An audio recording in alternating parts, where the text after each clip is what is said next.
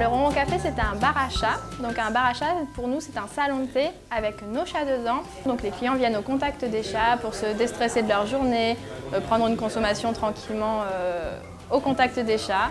C'est vraiment le bar à chat qui a ses propres chats, qui sont en fait à une association et qui sont tous à l'adoption. Donc ils sont présents sur place, c'est leur nouvelle maison jusqu'à l'adoption et ils y vivent tout le temps en fait. Et c'est vous qui entrez dans leur espace en fait et il faut donc les respecter.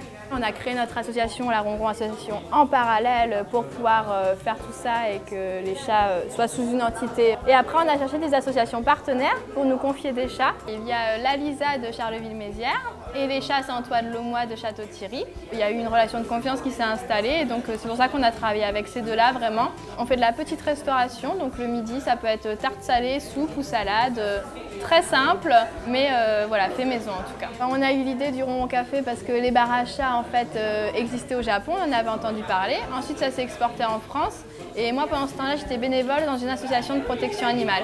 J'ai ouvert les yeux face à la misère animale que je ne connaissais pas vraiment, qu'il fallait stériliser les chats, sensibiliser les gens. Et je me suis rendu compte qu'on ne pouvait pas toucher un large public. Il y a peu de gens qui s'y intéressent en fin de compte et je me suis dit vraiment le bar à chat axé protection animale où là on peut en parler librement dans une ambiance où les gens ça ne leur fait pas peur de s'y déplacer comme dans un refuge, ça pourrait faire un grand pas localement pour la protection animale. D'un point de vue hygiène, il faut vraiment nettoyer parfaitement, très régulièrement, quotidiennement.